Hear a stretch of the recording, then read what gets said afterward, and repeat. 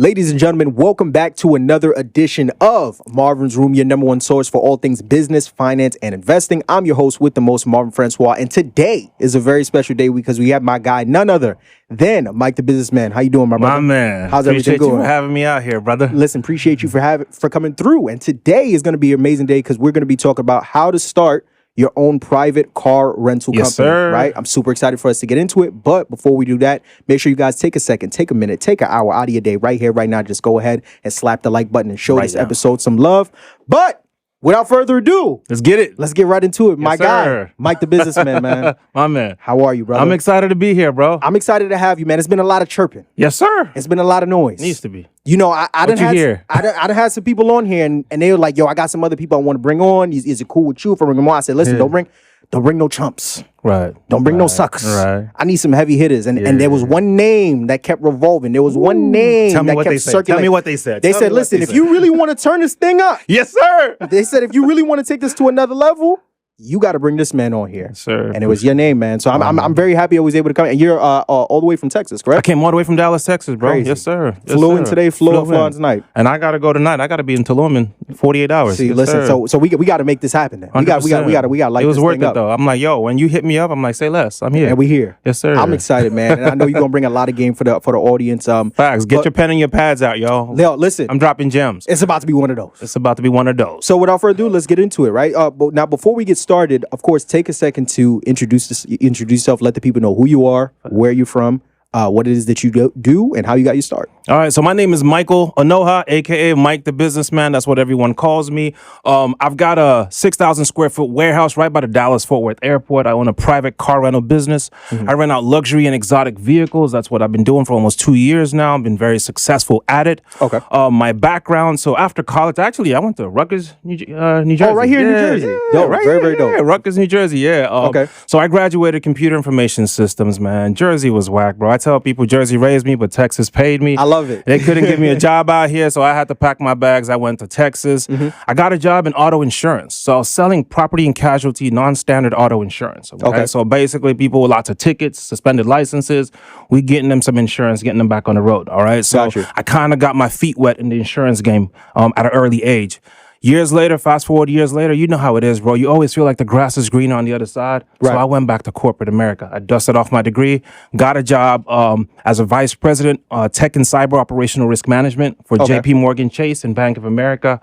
So basically what that means is it's almost risk management. We're the ones that keep the bad guys out of the companies, all right? So, so I combined that experience of risk management, insurance. I had some buddies that were doing rentals and they were making a killing in it, right? So I figured, all right, bet. Let me get into it. I got to be honest with you, man. I couldn't tell you the difference between a V8 engine from a V10 or a V12. Okay. But I know how to make money off them things, and that's all that matters, right? So I just basically just took my experience and I ran with it. I went all in. So, yeah, we here. And you're here now. Yes, sir. And what's the fleet sitting at right now in terms of? In the warehouse at the moment, probably have about between 10, 12 cars right there. Hold on, let me sit up. Yeah. What kind of cars are we talking about? Yeah, so a few cars you might have heard of. Okay. A Lamborghini Huracan. Okay, that sounds familiar. Yeah, that sounds familiar. McLaren 570 GT. Okay, that sounds even more familiar. Okay. Yeah, a couple of other European ones. A Bentley Bentayga, like I mentioned. I got what else I got in there now? I got a BMW i8 Roadster in there. Okay. I got a Range Rover in there. I got a Rolls Royce Wraith in there. You're going crazy. About to get a Ghost in a week. Yeah, I can keep going, bro. Yeah, you need to say drink some more, bro. Yeah. This is gonna be exciting. Okay, yes, so sir. now, and that's why I was excited to have you on because I know that my audience is very, very much so interested in the car rental space. But I was even more interested to bring you on because not just because you're in the car rental space, but because of the way that your business model is set up, right? Yes, sir. From the research that I've done, it seems that the car rental space is one of the more hottest spaces to get into, like right head to head with like Airbnb. 100%. And a lot of the platforms that a lot of these people are using are like Turo, Get Around, Hire Car, and the list just goes on and on and on. But when I did my research into you, I was able to find out that you don't utilize any of these platforms. No, sir. You actually have a business model where you have a private car rental company. Yes, sir. Am I correct on that? Yes, sir. 100%. So now talk to me a little bit about that because I think that a lot of people heard that, their ears just perked up. They say, hold on, I thought you needed Turo to get started. Right. I thought you needed Get Around and Hire Car and all these other platforms. And you like, nah, I don't use none of that. And you know, I'm here doing what I have to do. the audience member that's listening right now, could you explain the difference between, having a car rental business on a platform like a Turo or like a hire car versus what it is that you do, which is a private car rental company? Right. So I think the biggest differentiating factor here is data. Who owns the data? Right. So for me, I'm all about collecting data, being able to retarget and remarket my customers. Right. So when I'm relying on a platform, I'm giving up the rights to that data. They own the data. Right? Okay. I can't reach out to those customers in the future. So for me, that was a big no-no for me. So I knew from day one, it was private rentals all the way. Gotcha. Okay. So I just leveraged those platforms for barely a month, 2 months. I don't know about you. If you've ever done, I hate to mention these company names, but if you've ever done one of those car sharing platforms, it's a lot of minimum wage activities. Okay. I barely did it 2 months and I quit. I'm like, I'm not doing this crap. And I went full in.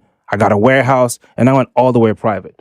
So that's just me. However, there's several models to the car rental business game, and I'll break it down for you guys, right? So there's a ride sharing model, okay? So that's where you buy cars specifically and you're targeting. So your niche here is people that are on ride sharing platforms like your DoorDash, your Uber Eats, right? So you're buying cars for them and then you're giving those cars to them to go rent it out. So that's one model, right? The second model is a car sharing model, okay? That's more popular. So you have apps like Turo, Get Around, Hire Car. So you're getting cars and you're putting them on those platforms, the car sharing platforms. A third model, which is the one I embrace, is the private car rental model. So I'm going direct to customer. You have a location and you're able to charge more.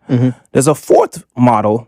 It's more advanced. It's the floor plan dealer model. Okay. Where you got a dealer license and you're using your floor plan to get cars and then you rent them for 90 days. You either sell them or you just, you send them to auction, sell them off, get new cars. Okay. So those are the different models that are in the space. A lot of people are mostly familiar with the car sharing model, but yeah, there's better ones out there. Got you. Now, to dive a little bit deeper into the car sharing model, one thing that I've heard from, because I know a couple other people who are in the private rental space, one big motivating factor for a lot of them, and I think this is probably maybe another motivating factor for you, was the fees that are associated with these car sharing platforms. Talk a little bit about that, because there are some people who probably aren't in the space yet, who maybe want to get into the space, right? And for you having the experience that you have, I'm sure that was one of the things where you're like, man, I'm paying you how much money to host my cars on there? 100%. Right? So can you talk about the differentiating thing between that in terms of like, some of the benefits that come with having a private rental company versus like being on some of these car sharing, these ride sharing platforms? Right. So facts. I'll give you a real life example. I was going to Atlanta a few months ago and I tried to rent a Rolls Royce out there, and the gentleman had his Rolls Royce. It was a Rolls Royce Ghost, and he had it on there for only $600 a day, right? So for 2 days, the bill came out to like $1,200, and that's the bread that was going to him. Then Turo tacked on an extra almost $1,000 trip fee, they called it. Okay. And they also tacked on like an insurance fee on there. Right. So at the end of the day, the bill was almost 20-something, 2,500. But unfortunately for the owner of the car, he's giving up almost 200 miles a day. He's only going home with $1,200, but not even $1,200, because after that, Turo's taking, depending on what plan he's on, anywhere from 10% to 30% of that. So homeboy is going home with only $700. That's crazy. Turo's banking almost $1,500, $1,600, $1,700. Right. So for me, that's my problem with these platforms, right? So if you were doing private rentals, I rent my Ghost out for a minimum of anywhere from $1,100 to $1,400 a day. Right. That's what I rent mine out for. Right. So why would I give up that bread when I could just do it direct to customer? Do it yourself. So that's, for me, that was the switch that told me like, no, I feel like Turo is built for the renters and also for their investors. They're about to launch an IPO. So they're about to go public. So they have to please their shareholders, right? So they're not here for the hosts, unfortunately. And I think for me, that was the thing that I couldn't take about the platform. And so that's why I just do it privately. Got you. And how long have you been doing in the private space? I've been doing it almost 2 years now. Got you. 2 years. And already had 11 cars, I think you said. 11 cars. See, I preach a different. I know a lot of people. You guys have watched a bunch of YouTube videos. There's gurus out there that tell you go get 30 cars in 30 days. I preach quality over quantity. Okay. You can still make more bread with just a few of the right cars. Like if you niche down and then you market to your avatar, you define your avatar. Who's your target audience? Like picture what they look like. Like if you're targeting traveling nurses, if you're targeting business professionals, you're targeting families. Drill down to like the kind of cars they like. Drill down to your marketing message, everything. No, like for me, my avatar, they like flashier cars. Right. So I go get cars like the BMW i8, the doors lift up. Right. You know what I'm saying? I'll go throw on a purple wrap on that baby, and they love that. Right. You know, I'll go get like a McLaren with the butterfly doors, or I'll get a C8 that's got butterfly doors. They like that kind of stuff. Right. You know, and then they'll happily pay me anywhere from $500 to $1,000 on a C8. Right. You can't get that on Turo. Right. I see C8s on Turo for $199. Oh, that's crazy. There you go. That's insane. So I think if you are able to just define your avatar, get the right cars that they want, it'll be a breeze. Private rentals all day. Okay, so now let's break down the play. Let's run the play now. Let's do it. Break this thing down step by step. Now, in terms of getting started, right? Let's start out with structure. Okay. Structure is the most important thing in any business 100%. you do. I don't care if you're renting out cars or you're selling hotcakes on the corner 100%. of Flatbush Avenue, right? 100%. You need structure. Right. When it comes to credit, right, in terms of securing these vehicles, does my credit need to look a certain way in order for me to get started in the private rental business? And if so, what does that structure need to look like as it pertains to that? All right, so first things first, I'll preface with this. You don't need to have good credit. You don't need to have any credit. You don't need to have any cash. Really? You don't need to have any cars to get started in this business. Okay. And we'll talk about that a little later. Okay. However, to answer your question specifically, like if you were going to go get yourself a bunch of cars, yes, you do want to make sure that your credit's cleaned up, right? At least a 680 or better. That way you can get better interest rates on the cars. You can qualify for several banks. You can go to the credit unions. You can take advantage of like the Bank of America, small business auto loan, where they give you very low interest rates, less than 5%. And they'll approve you for up to 4 on one LLC. Okay. So there's several bank plays that we could run. Like there's banks out there like Lightstream that are giving out a bag. You can get up to 100,000 from them on a car. So I think, yes, first and foremost, right, get your credit right. Okay. Once your personal credit is right, that you meet the right data points, right? Make sure you don't have any of the late payments, chargebacks, repossessions on there. Get all that cleaned up. This is 2022, y'all. Everybody needs to have good credit in 2022, y'all. Amen. Like let's stop with all of that. Like now get your credit right, right? Okay. So once you've done that, next thing you need to start looking at is, because you don't want to get these cars in your personal. Once again, a lot of people watch some videos on YouTube and they got 30 cars on their personal credit. Now they can't even qualify for a cell phone, bro. Right. Yeah, true story. DTI's messed up. Yo, Marvin, true story, y'all. December, a guy came to my warehouse, almost at the point of tears. He told me he bought a bunch of cars, put them on a platform, and the platform dried up. Like December, January, February, most of these platforms are dried up. Right. And this guy he confessed to me that he'd been living off his credit card, paying his mortgage. He has a family with kids. Right. He's been living off his credit cards for months now, almost at the brink of bankruptcy. Crazy. Just because his DTI was through the roof and there's no way to get out from underneath it. Right. You know, so let's not make those mistakes, okay? Let's be smart. Once your personal credit is where you need it to be, now you want to get your business credit right. Okay. Okay. So make sure your business credit hits the right data points too. Make sure you've got a business address, business phone number, business email, all of that stuff, right? Once you get your business credit right, you want to be buying the cars in your business name. Okay. Now here's another thing, another bar you guys don't hear anywhere. Banks, car rentals is considered high risk. Okay. So your NICS code needs to be something different, like business consulting, something like that. So the way we structure it is you have a parent company, okay, that's maybe like a consulting company. And then your exotic business could be a DBA or a child company of the parent company. The parent company is what we're going to go use to get the bag from the banks. Okay. Okay, that's what we're going to use to apply for our loans, all of that, okay? So we keep that one squeaky clean. We make sure you get the DUNS number, you generate a paydex on that, get some trade lines on there, whatever you need to do that. Beef that guy up, because that's where you get all the money from. Okay, especially now we're about to go into a recession. Go get as much business credit as you can. You can never have enough. That's a fact. You can never have enough. We're going into a recession right now. I have a video where I just got over 200,000 in business credit in 2 weeks. So I encourage you guys to do that because the storm is coming. Oh, the storm is definitely coming. Yes, sir. So now let's backtrack here and do a quick review of that. Yeah. So first off, like you were saying, you want to get the personal credit set up properly. Listen, if you've been watching my YouTube channel for long enough, you already know what your personal credit is supposed to look like. So we didn't have to break that down, right? But like you said, 680 or higher, right? You want to keep your inquiry account low, no late payments, right? Things of that nature. You want to make sure you have at least 3 to 5 positive accounts on your credit report with a nice age to make sure that your credit is properly structured. Then from there, like you said, we don't want to go out there and get the cars in our personal name. No. We want to get them in our business name, right? Because now if we get them in our personal name, to your point, where there's 2, 3, 4, 5 cars, this is something not a lot of people talk about. DTI is real, right? debt to income ratio, right? So when we talk about debt to income ratio, this has to do with how much you're borrowing compared to how much money you bring in. And now, to your point, if you have all these cars that are in your personal name that you own, that you have loans on, right? This is not going to negatively affect your ability to go out and get credit from future lenders down the line, whether it's a phone bill, whether 100%. It's another credit card or whatever it may be, because banks are not going to feel comfortable giving you money. We got all this debt lingering out there that you need to pay back. Then you also talked about, business structure, right? 100%. One important key that you made was the NAICS code, right? So to do a quick dive into that, for those who don't know, the NAICS code is basically a code connected to a classifying system for businesses, right? Yeah. Depending on the type of business you have, every business has a NAICS code that the banks and lenders and other entities use to determine what field of business that you're in. The level of risk. Right, and the level of risk. So for example, I have a credit repair company, right? But my credit repair company is not structured as a credit repair company, it's structured as a business consulting agency, right? Because it's high risk. I just learned something new. I didn't know that car rental was high risk, but now that I think about it, think about everything that 100%. Comes into business, you wanted to. So that's another gem, right? Make sure that when you go in and you're getting and we would get an LLC for this business, yes, 100%. You want to make sure that the NAICS code is connected to something not low risk. The easiest one to get is business consulting. And then from there, we're building up our business credit, right? And then we're able to go out and get the car. Yes, sir. Son, I pulled you over today? Because I was doing 90 and a 40 and hit 3 people along the way? No, I don't care about that. What I do care about, though, is when checking our system, seems like you got a 580 credit score, right? Now, normally, I'd give you a ticket for this, but instead I'm going to give you a link to a website called francoiscapital.com, right?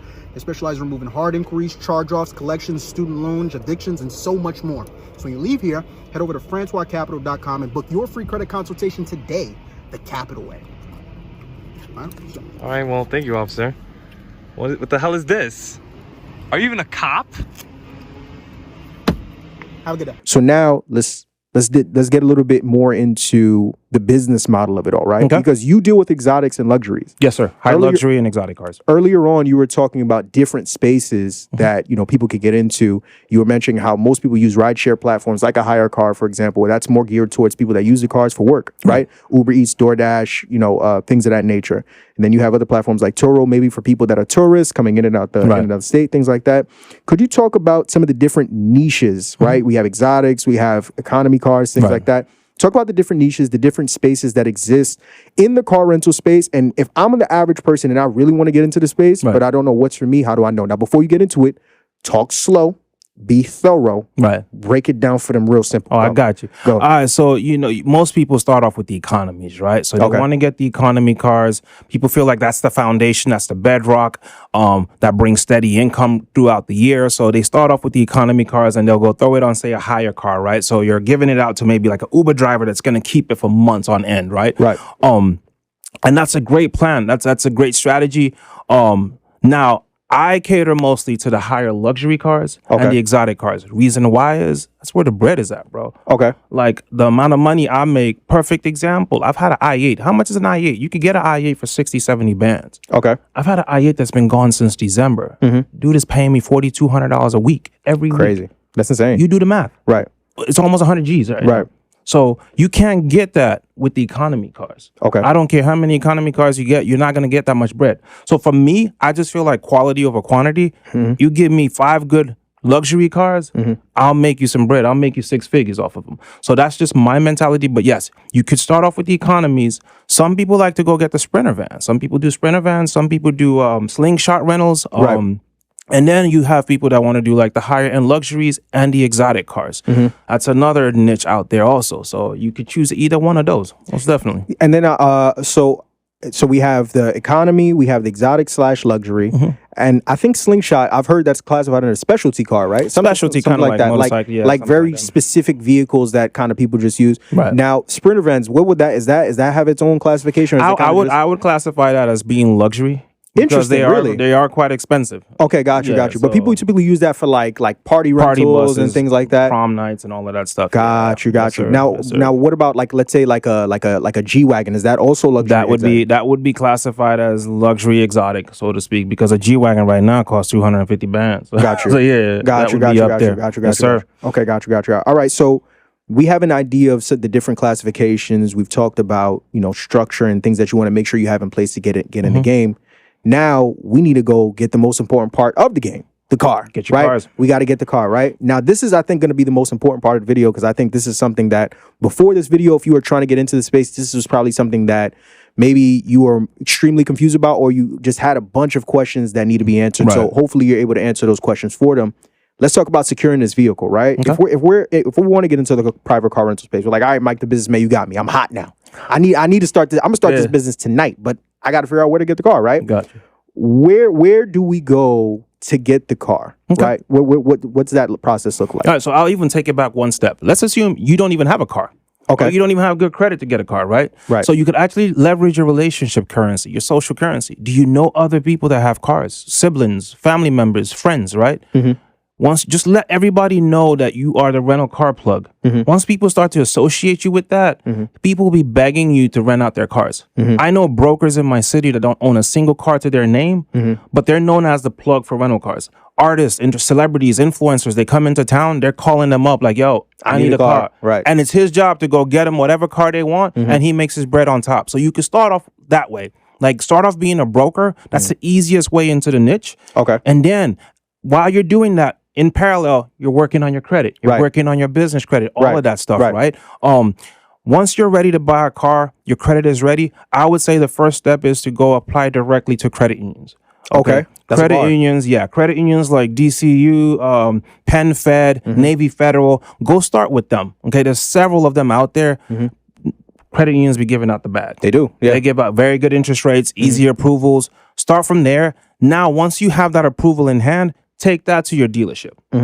I guarantee you, your dealer is going to want to match that offer or better. Well, now that's why I was about to ask. So you're saying don't go to the dealership, go to the bank instead. First. Why would you say good bank instead of the dealership? Because a lot of people know to go to the dealership first. Right, because the problem is once you go to the dealership, they run up your credit. Right. They try to hit you upside the head with a huge down payment. Okay. I don't put money down on my cars. Except sometimes some exotics, you can't get away with it. Okay. Some, like if you're buying an exotic worth $300,000, chances are the bank is only going to give you 80-90% of the value of the car. Okay. You know, now you might have to put something up. But if I'm buying a $100,000 car, I'm not putting a dime down. If I'm buying my Bentayga I just bought, I didn't put a dime down. Got you. So go get your approval first. Bank of America Small Business Auto Loan. If you have an LLC you just created yesterday, you could actually go online, apply, put in your personal income and your business income. And don't forget, when they say business income, that's how much you're projected to make for the year. Right. So that's the number you put in there. You put that number in there, Bank of America will approve you within an hour or two. Take that approval to your dealership. They will match that, or you can still use that to buy a car. Right. So I would think that's the best way to get started. Some people have auction access. If you've got auction access, and go to the auction, go get you a car there too. Got you. Now, one bar I'm gonna give you guys about buying cars too, right? Especially if you're looking to get into the car rental business, is understand the concept of a base cash value for a car. Okay? What is that? Let me explain that. All right. So let's take a look. Let's perfect example, right? A BMW i8. I've never seen a BMW, especially right now. I haven't seen a BMW i8 that's less than $60,000. Okay. So I kind of know that that's the base cash value. That's as far as it drops on the depreciation curve. Okay. Every car has a depreciation curve. Right. So in the rental car game, we kind of want to meet it as close to the bottom as possible. Okay. That way we're not losing too much money. Okay. So if I know that the BMW i8 is never going to drop less than 60,000, if I see one at 65, 68, 70,000, that's a good deal.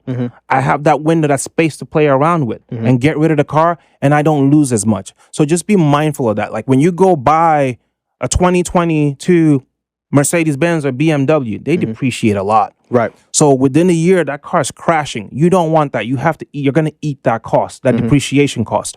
So try to buy it as low as possible on that depreciation curve. I like to buy cars also that are the oldest in the latest model change. So say they changed the design last year, or maybe we're in 2022. If they change the design of the car in 2019, I'm going to go get the 2019 version of it. I'm not going to go get the latest version because then I'm going to eat that depreciation. You don't want that. So at least that way it looks like your fleet looks like it's the hottest one, the latest model. Right. But then you're not eating that depreciation cost. Gotcha. Okay. I'm about to buy a Rolls Royce Ghost or a Wraith. I know that the Wraith still looks the same from 2014 to 2021. Why would I go waste money buying a 2021 when I could get a 2014 that looks exactly the same? That's a bar. And would rent for the exact same amount of money? That's true. So that's the way you got to look at the business, okay? Same thing with the Ghost. Go get the oldest model that looks the same as the current one with any car you're buying. Right. That's how you stay relevant. That's how you make the most bread in the business. I love when that. You're buying your cars. That's what so a few bars right there. I love that. And it's called the base cash. What was it called again? Base cash value of the car. Base cash Yes, value sir. of the car. Yes, Got you. So wow, that's I didn't even think to think about that. That's huge. A lot of people don't. So that's why they end up in a hole at the end of the year. 100%. So once again, you're basically saying like, hey man, don't even waste time, because we've heard the horror stories that come with going to these dealerships. 100%. Right. In terms of you Inquiries go in there with one inquiry, you leave with like 72, 100%. and now you're getting ready to slap box the owner of the place because he didn't told you he was only going to run it one time, and they shotgun your credit to all the banks. You're saying cut the middleman out. Yeah. Go straight to the banks because that's what they're doing anyways. Right. Go there, you find out what you can get approved for as it pertains to auto financing. You come back with the check. There you go. And then you're like, eeny, meeny, miny, mo, catch it. I want that one. And then you 100%. run out of there. Okay. Yes, sir. So now another thing. There are times though when you want the dealership to run your credit. Talk to me about that. All right. So if you're in the exotic space or you're looking to buy a BMW, Okay. I would buy a BMW. I'd rather be financed with BMW finance than have a credit union take that loan. Why? Because you want to see BMW finance on your credit report. It looks good. Guess what? Rolls Royces, most of the parts are BMW parts. Okay. If you have a good loan with BMW and you've been paying off on it, years later or months later, if you want to go get a Rolls Royce, They see that on their they credit see that report. on there. They're like, oh, okay. There you go. Got you. I had an approval with Bank of America to get my Bentley. Right. But when I went to the dealership, they got Bentley Financial. Got you. That looks pretty on a credit report. It looks fantastic. It looks a whole lot better than Navy Federal. Right. There you go. Right. So I'll take that over. Now, if they're going to run you through some other... Right. Nah, I don't need that. Right. So there you go. That's another bar. Goodness gracious. I love that. Okay, Yes, so sir. now talk to me about this then, right? Because that's huge. Yeah. Another aspect of getting the car is how you go about getting the vehicle, right? Right. We know one of the two main ways that you can go about securing a vehicle is you can either finance it or lease it. Right. Now that we're trying to start our own private rental company, we have a lot more flexibility as it pertains to that. But from your personal experience, does it make a difference if we lease or finance the vehicle? And if so, what's the better route for us to go? 100% financing the vehicle. Okay. Because number one, with the leases, they limit the number of miles. Most likely, you're going to go over on the miles with your Gotcha. lease, and so you can't win in that situation. Now, there is a website out there called swapalease.com. Say that again, but say it slow.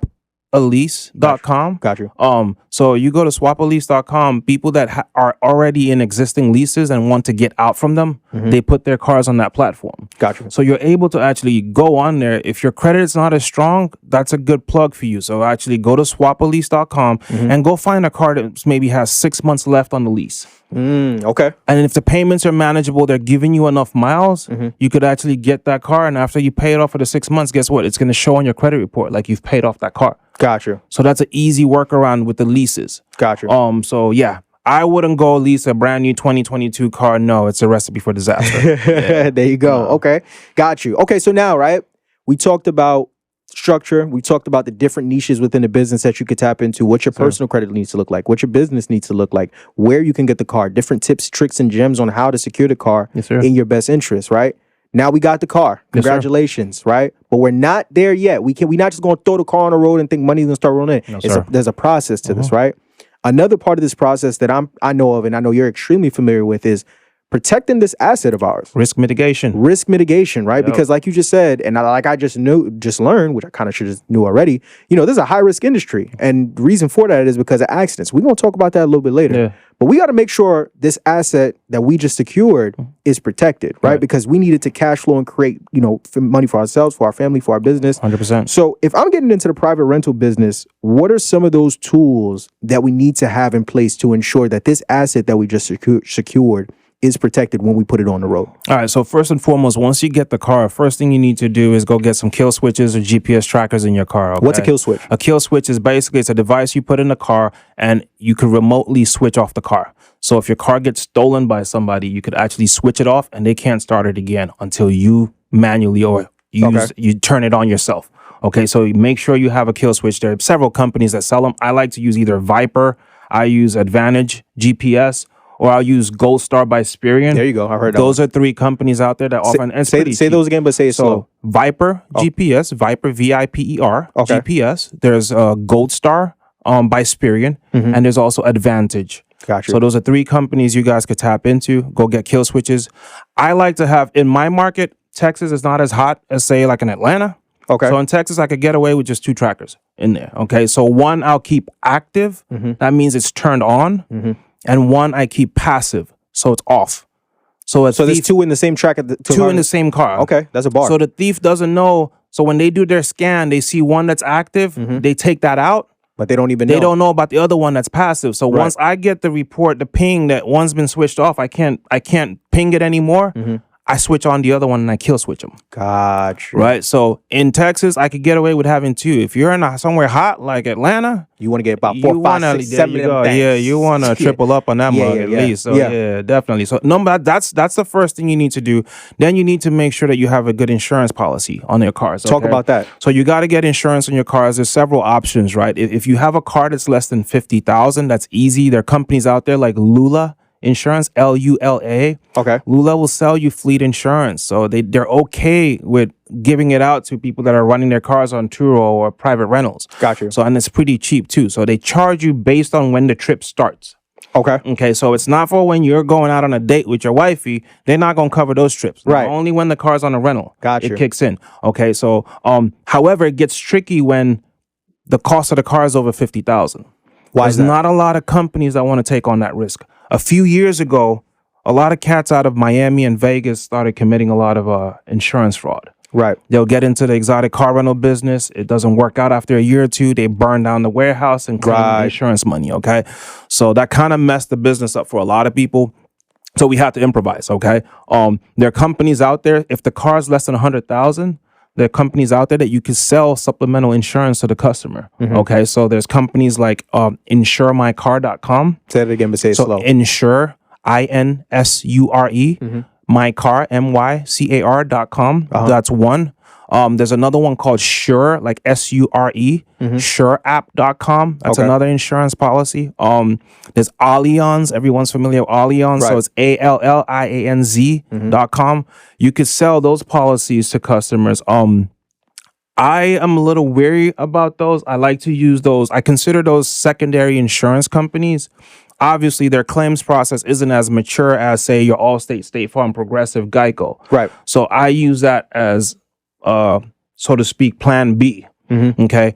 Now, the main way to do this is whoever's renting a car from you needs to make sure they have insurance. Okay. Okay. So the renter needs to have full coverage insurance. And that's a must. That's a must. Like, Got you. Don't get too thirsty don't get too excited to collect that bread and you don't make sure they have insurance. So you have to verify their insurance policy, make sure the property damage limits match the value of the car. Okay. So if you're giving them a car that's worth 50,000, on an insurance policy, there's something called a property damage limit. That's what the insurance company is going to pay for the vehicle if it was in a wreck or stolen. Gotcha. Okay. So say you're driving a $50,000 car and you have property damage limits at $25,000 on your policy. If you wreck that car, if you total it, your policy is only going to pay out $25,000. That sounds very similar to like gap insurance, isn't that how? Well, gap is more like when it's a total loss. Okay. And then they pay if you're under on your loan. Okay. Gap insurance helps you pay off what you owe still on your note. Gotcha. Right. But this is different. This is if you total the car, but then your insurance policy limits are too low, they're not going to pay the value of the car. Right. Okay. So if you come to me to rent $100,000 car, you need to raise your property damage limits on your insurance policy up to $100,000 minimum. That way, if the car is totaled or stolen, they'll pay for it. Right. So that's one thing you have to make sure you verify on the phone with the insurance policy, the insurance companies. You want to make sure it's an active policy. You want to make sure that the renter is listed on there as a driver. Trust me.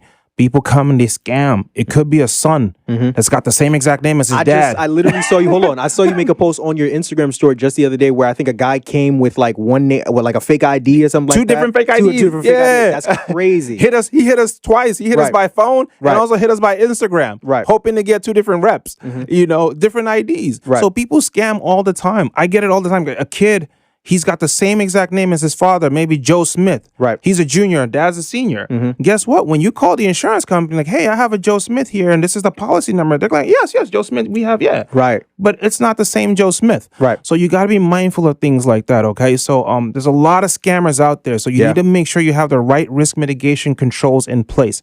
I'll explain what that means. A control is anything you put in place to mitigate, avoid, or transfer risk. For instance, a door. A door is a control. It's to keep people out from your house. Okay. Same thing with your car rental business. You need to have controls in place so people can't come in. Because trust me, every day people are going to come in to steal these cars from you. Especially if you got the exotic. Especially when you got they come every single day. Right. So you got to have the right processes and procedures in place to make sure it doesn't happen. Like So- my team, they got to verify insurance. They got to run background checks on people. We got to do a lot of stuff just to make sure those cars come back safely. Right. You got to have those policies and procedures in place. What is that? You touched on a couple of them. What is that? Is there a specific, because background checks is the most important thing, right? 100%. So what are those? Are there websites that you're doing, or specific software? What does that process look like? There's software, there's websites that we go to, we utilize just to make sure they're paid. You have to pay for them. Is there anyone in particular that you would recommend? Like perfect example, you could use whitepages.com. Okay. So you could use whitepages.com. And we're not looking, now, let me preface with this though. Like, don't go out there and because you ran their background check and you saw that maybe he stole some candy 20 years ago, you're like, oh no, I don't. Nah, I'm not tripping off of that. I'm looking for certain red flags. Like if this guy, I had this one guy last month, he tried to rent a Lambo from me. Right. And we ran on paper, like, bro, you would just say, here, take the key, take all the cars, right? Everything he looked good. Perfect on paper, right? We ran the background check. Homeboy had robbed 300 ATMs in Oklahoma. He just got done doing a 15-year bid. Okay. So guys, Google is your friend. Also, you Google the names of these people. You would be surprised what comes up. You would be surprised what comes up. So, just Google their names sometimes too. Just do your checks and balances just to make sure before you hand over those keys, bro. brother. If I did that check after I gave that brother the vehicle, I'd be hot. There you go. I'd be scared, crying, shook, scared to death, scared to look. Yeah. What? Yeah, Marvin, I tell you this though, like my policies and procedures are all in place. They're so solid that when I hand over the keys, I sleep at night. I'm not checking my GPS. Right. I have no alerts set on my GPSs. I don't want to know. Like I'm cool. I've already done everything. My team's done everything. I know that car's coming back. Right. So now and I'm happy there's an amazing segue, because now let's get a little bit into that, because now you being 2 years in the game, having the fleet that you've had, you've dealt with the lumps and the bumps and the bruises comes with getting into this industry. You're more well versed now, right? You've seen a good amount. So talk to me a little bit about that, because compared to what is your day-to-day, what is the day-to-day of the business now look like for where you are at now compared to when you first started? Because, we don't want to just sell everybody, fake dreams and giggles and 100%. Make it think that everything is all sweet. You probably went through a lot earlier on that made you, the car rental, the private rental expert that you are now. Yes, sir. What did those earlier days look like in terms of what your day-to-day was like, the processes, everything else? And what have you learned from then that you've now implemented now to where your business is bulletproof? Ain't nobody coming in there and messing nothing up. Yes, sir. So I think for me, starting off, it was just me doing the car sharing apps. It's constantly doing drops. You're washing the car. So a lot of minimum wage work, right? There weren't any policies and procedures in place. None of that. I was just learning as I went. As I matured, then I started to put those things in place, right? So now I have a check-in process. I have a checkout process. I have a vehicle inspection process. We have back-end processes where we're running our checks on these clients, right? So, and everything is documented and stored. We use tools like Asana. Well, Asana, if you don't know, is like a project management tool, right? Where you could actually document like policies and procedures, put all of that in there. I share that with my team. So as I've grown and matured, our processes have also matured. I make sure I have staff now. So I'm not hands-on operational anymore. I'm not doing any of that stuff. Instead, I'm more strategic. I'm behind the scenes. I have meetings with the staff. I have meetings with my marketing team.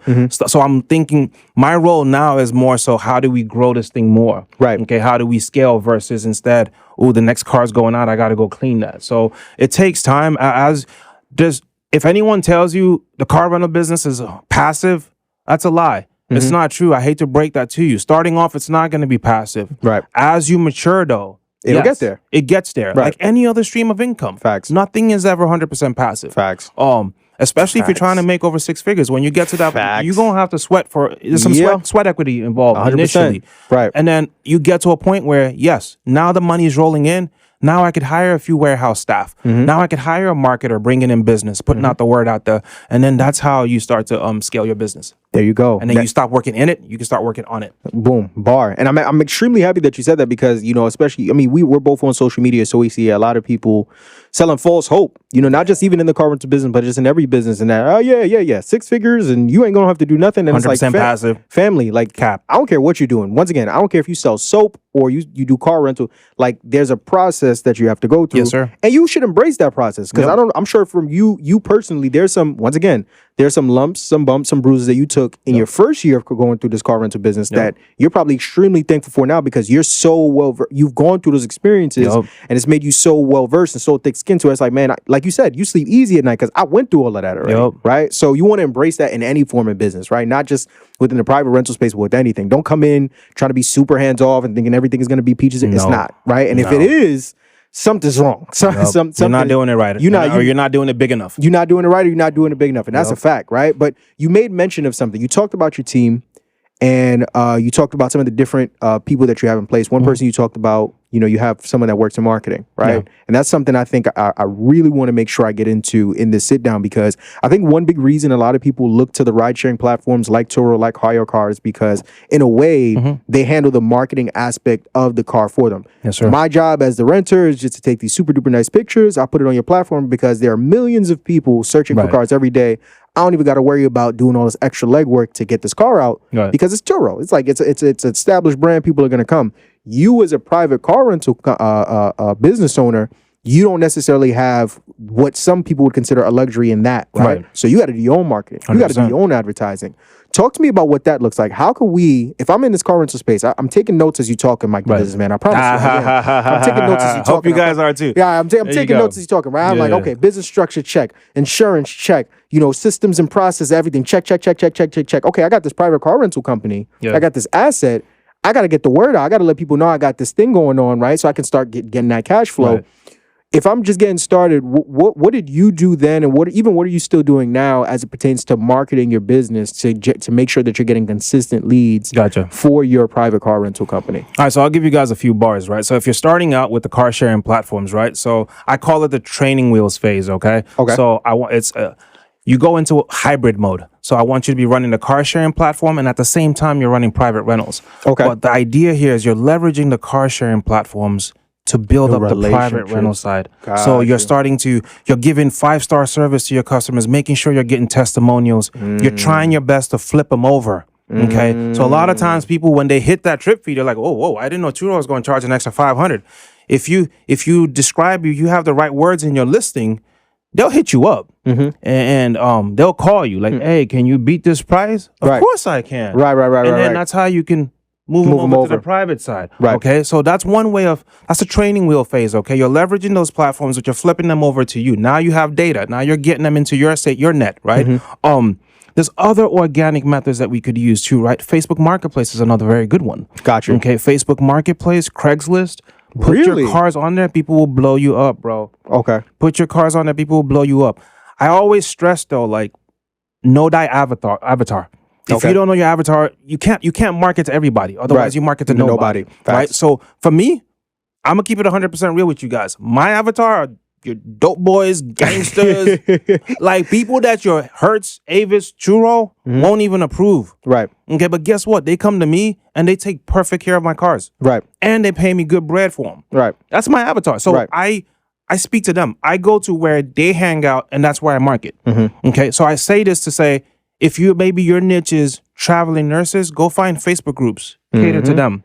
Go drop your cars in there. Right. If say you have cars that people would want for weddings, go to wedding groups, wedding planner groups on Facebook. Right. Go advertise your cars there.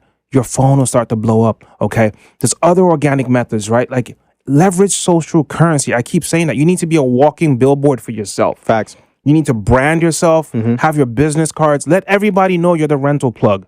Okay. People will start to, it's a snowball effect with private rentals. Right. And that's the beauty of it, bro. Like when you're relying on an algorithm on these car sharing platforms, what happens when it dries up? Facts. You have no book of business. You have no data. Who do you retarget? How do you, nothing. You're just sitting there waiting. Right. Versus with private rentals, all I got to do is send out a blast email or blast SMS, slashing some prices. Oh, yo, we got a weekend special, 15% off. Right.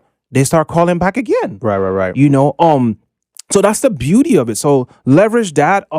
I can give you another one. If you have busy shopping plazas around you, go park your car right there, right on the street. Put a bandit sign on the windshield. Car for rent. Okay. Put a QR code.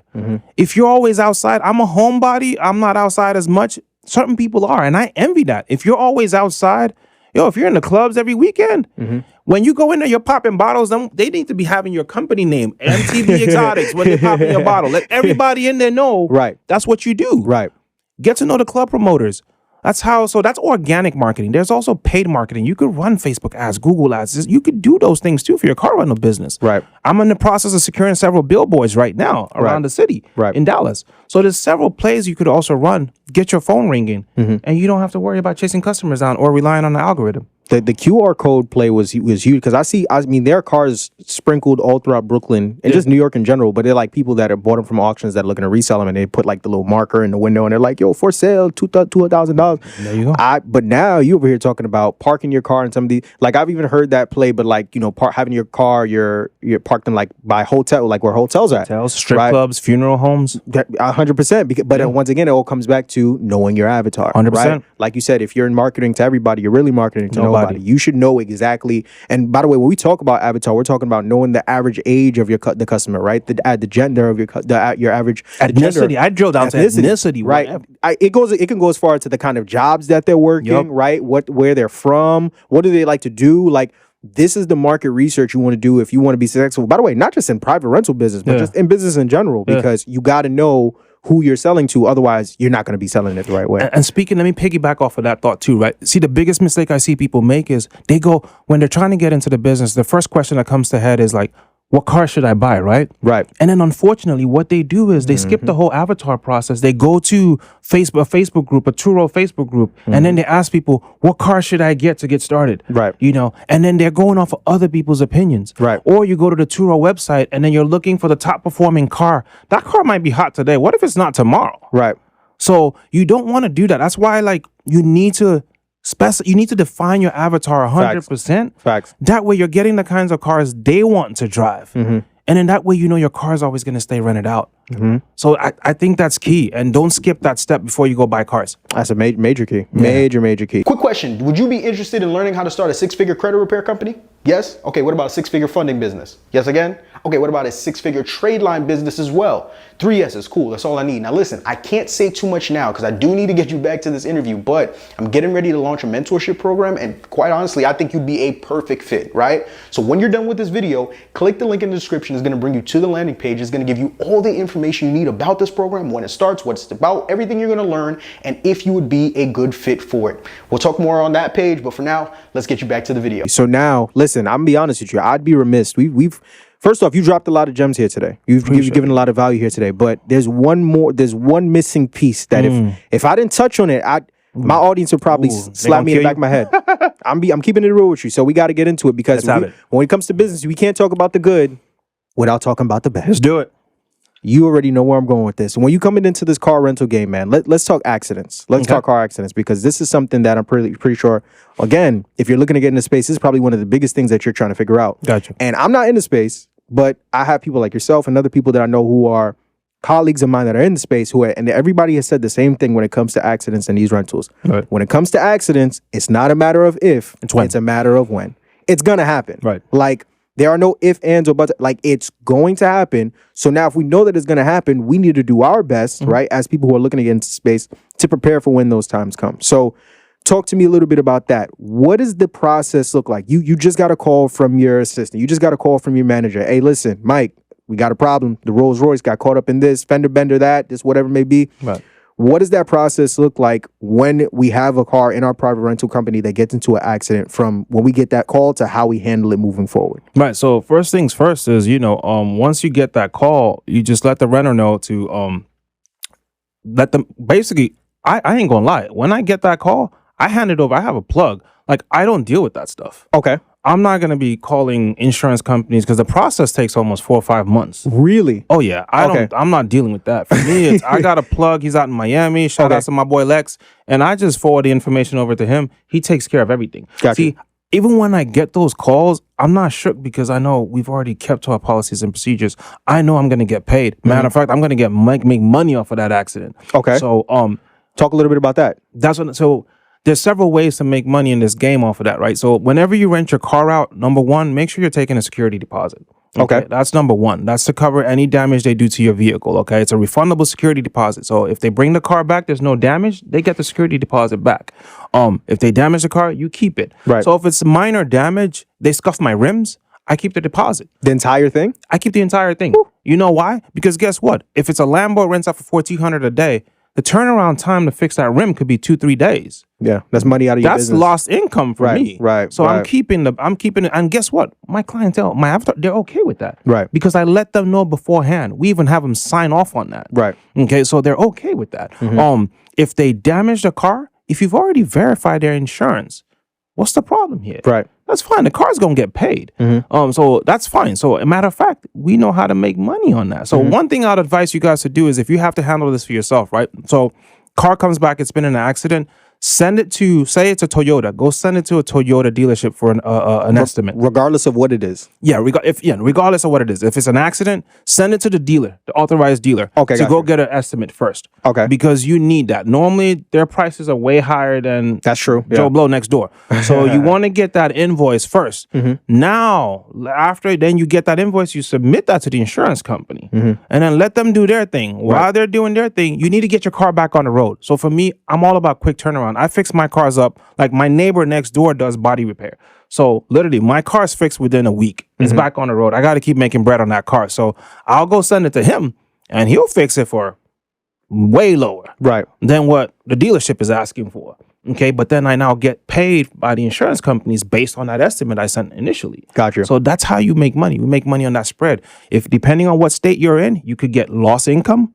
So you could claim that too. You can get depreciation because the value of your car has dropped. So you're entitled to that money. In Texas, we can claim depreciation. So I also get that bread too. So there's 3 possible checks that you could get off of any accident. Right. So the issue is, once again, risk mitigation. Make sure you dot your I's, cross your T's, verify insurance properly, and everything should be cool. You have nothing to worry about when you have accidents. Easy money. Easy money. Easy money. Yes, sir. Listen, Mike the businessman. Man, I appreciate you, man. Hey, appreciate you for having me, man. That was one of them ones. That was definitely one of them ones. So now, as we prepare to close this thing out, somebody just sat here, pen in one hand, paper in the other. Now they hot. They ready to get this thing rocking and rolling. But they want to tap in with you, and also they want to tap in with, some of the things that you have to offer. Yeah. I know we talked about this off camera. Talk a little bit about, some of the products that you have going on right now, some of the offers that you have right now for somebody that's not just looking to get into the car rental space, but really take it to the next level. But maybe they want somebody that they could tap into, like yourself, somebody that can mentor them, really give them the step-by-step blueprint that they need to not just come into success this area and do well, but to strive and perform at the highest level. Talk about that. All right. So first things first, right? So I'm going to speak to the people that maybe you want to get started in this business, but you don't have zero credit, no cars, no money. I got a free ebook for you guys. Okay. Click the link in my bio on Instagram. Well, it's going to be in the description of this video. In the description of this video. Yeah, there you go. There you go. Click the link in the description. Yes, it will. Get the free ebook. It gives you all the sauce on how to get started. I teach the broker method. So you don't need your own cars, no credit, none of that stuff, okay? Gotcha. Now, for those that maybe you have good credit, you're ready to take it up a notch, right? You want to go jump into the luxury cars. You want to get the exotic cars. I have a course. Link's going to be in the bio. In the description. In the description. You can get the course today. Right. And the course will give you all the sauce on how to get started in the car rental business. And now there's people also that want like a personalized one-on-one. Okay. I have a one-on-one mentorship where it's for 6 weeks. And I teach you everything from A to Z. So structuring your LLC to your operations, daily operations, your people, processes, and technology, risk mitigation, how to identify fraudsters, all the insurance plays. I'm teaching you how to buy your cars, marketing, all my marketing strategies, everything up until the point where you have to defleet your cars. I give you all the sauces for 6 weeks, one-on-one with me personally. Once again, link will be in the description. There you go. Now, last question to close this thing out, and I want you to answer this very carefully. Okay. Right? I'm gonna ask you a question, and you fill in the blank so we can wrap this thing up. You should not get into the private car rental business if blank.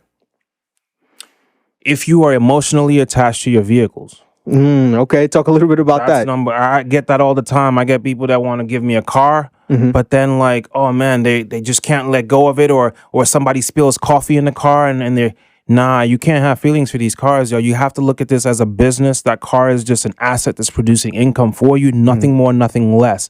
Car gets scuffed up. I don't even yell at my renters. I'm like, I hope you guys are okay. You have to be empathetic, and it's all about the experience for the customer, not about the cars. The cars will get fixed. Right. You sell it, move on to another one. Right. No emotional attachment to these vehicles. That would be the number one thing I'll tell you. If you're getting it, you have to have thick skin. Thick skin. There you go. And where can people find you? Hey, you can find me on Instagram at Mike_the businessman. Holla at me. There you go. Listen, ladies and gentlemen, we just dang near did a private car rental masterclass for free. Yes, sir. And that's because we want to provide as much value and as information as we can to you, the audience member. And all we ask for return is not much. No, all you got to do is take a second, take a minute, take an hour out of your day here, right now to just go ahead and slap that like button if you haven't already and show this video some love. But as always, I'm Marvin Francois, Mike the businessman. Y'all have been good. We've been great. This has been amazing. Thank you and God bless. Appreciate Peace. you guys. Thank you.